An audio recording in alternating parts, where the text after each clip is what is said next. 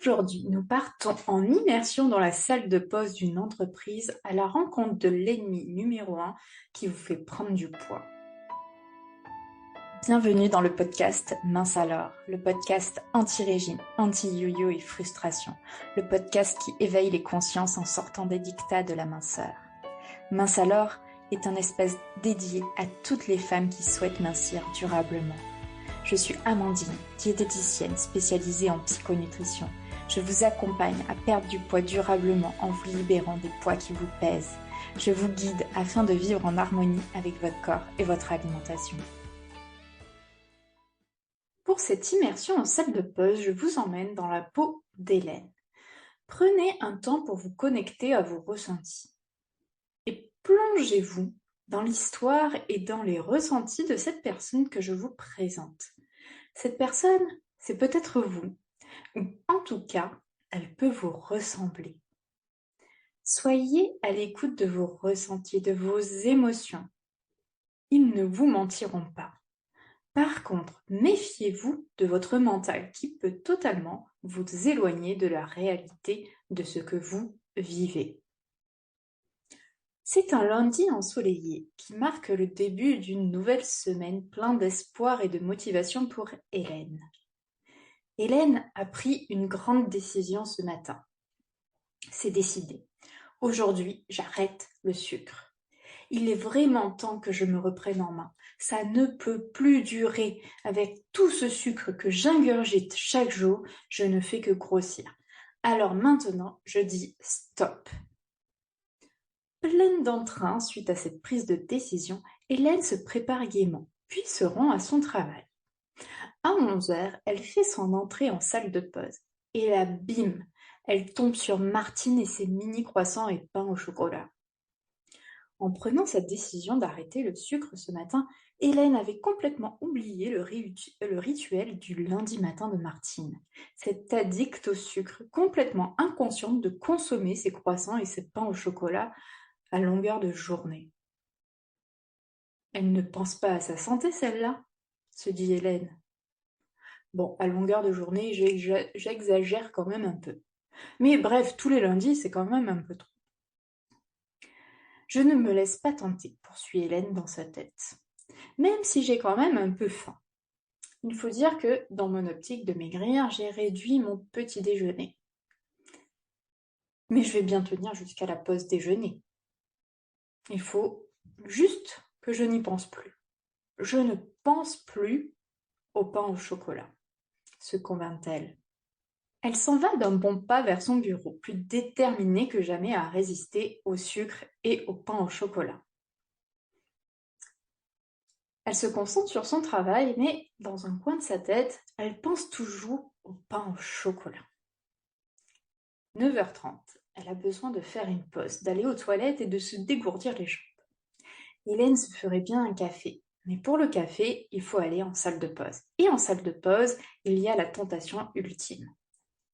Surtout que là, j'ai vraiment faim, se dit-elle, et le mini pain au chocolat de Martine me fait très très envie, de plus en plus envie. Véritablement, il n'a pas quitté ma tête de la matinée. Bon, avec un peu de chance, à cette heure-ci, il n'y en aura plus. Hélène se rend en salle de pause, le cœur battant, en priant le ciel que tout aliment sucré disparaisse à jamais de la salle de pause. Déception. Il y a encore ces mini croissants et pains au chocolat qui trônent au milieu de la table. Dans la tête d'Hélène, je résiste.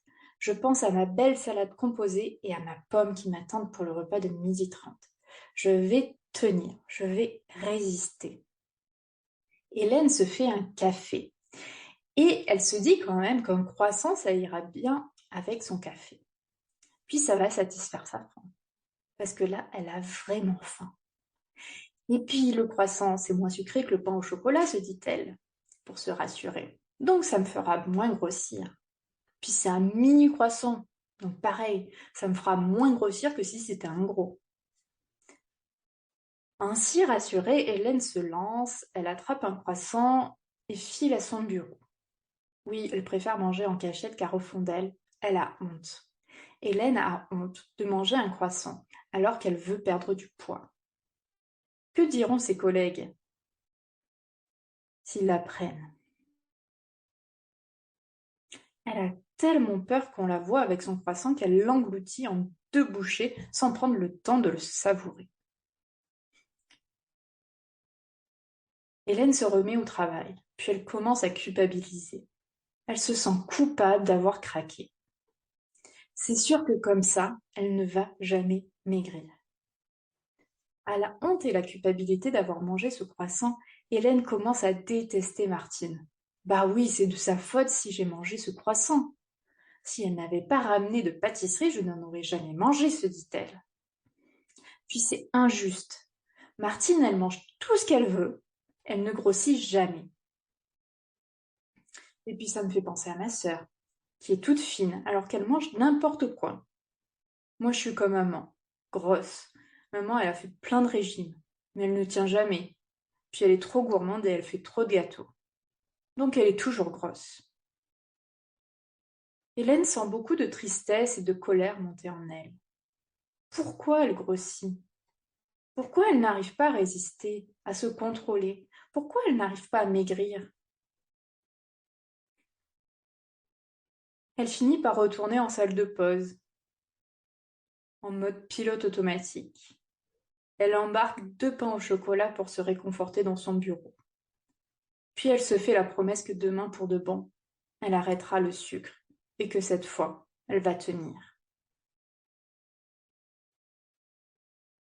L'histoire d'Hélène, c'est l'histoire de beaucoup de femmes que je rencontre, de beaucoup de femmes que j'accompagne. Le problème ici, ce n'est ni la collègue de Martine, ni le croissant, ni le pain au chocolat. Le problème, c'est la relation d'Hélène avec le sucre. C'est l'obsession d'Hélène pour le sucre, car oui, Hélène y pense tout le temps. Hélène y pense toute la journée à vouloir arrêter le sucre. Le sucre tourne en boucle dans sa tête. Et plus Hélène voudra contrôler sa consommation de sucre, plus elle en mangera.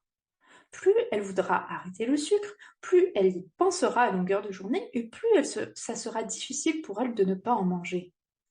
Alors que faire? Éliminer tous les aliments sucrés de la surface de la Terre? Pour Hélène et pour toutes les femmes qui se retrouveront dans Hélène, je vous invite à vous libérer de votre obsession du sucre. C'est la clé pour avoir une relation saine et sereine avec le sucre. C'est la clé pour ne plus avoir l'impression de toujours avoir envie de sucre, de toujours commencer à manger un aliment sucré et d'avoir ce sentiment de ne jamais arrêter, de ne jamais pouvoir s'arrêter d'en manger.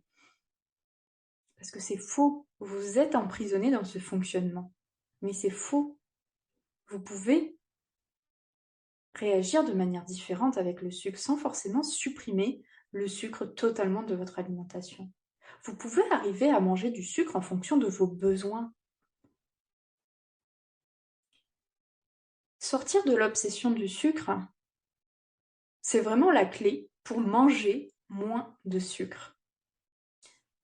Et si vous avez envie de vous libérer de votre obsession du sucre, je vous invite à vous inscrire à mon tout nouveau programme d'exploration et d'expérimentation qui porte ce merveilleux nom de Je me libère de mon obsession du sucre. Ce programme, il est accessible gratuitement du 24 au 30 octobre. Vous pouvez vous y inscrire si vous en avez envie. Vous y retrouverez du contenu vidéo, audio, des exercices de réflexion, un groupe d'échange Telegram et on terminera la semaine par un coaching de groupe. Si véritablement vous vivez une relation compliquée avec le sucre, que vous avez envie d'améliorer votre relation avec le sucre, inscrivez-vous. Profitez de cette offre exceptionnelle, inscrivez-vous. Je vous mettrai le lien dans la description. Je vous souhaite de belles réflexions, de belles intégrations. Laissez travailler dans votre inconscient tout ce que vous avez reçu comme information au travers de ce podcast. Laissez travailler votre inconscient. Parfois, on a cette impression de ne pas avancer dans sa vie, de ne pas évoluer, mais c'est faux. Parce que inconsciemment, il y a des choses qui peuvent se mettre en place. et qui porteront leurs fruits un petit peu plus tard. Donc, faites confiance à votre inconscient, faites-vous confiance pour pouvoir débloquer ce qu'il y a à débloquer et mettre en place les actions qui ont besoin d'être mises en place pour que vous vous sentiez bien dans votre corps et dans votre alimentation. Merci pour votre écoute. Je vous retrouve dès la semaine prochaine pour un nouvel épisode de Mince alors. Pour ne rien rater, pensez à vous abonner à la chaîne.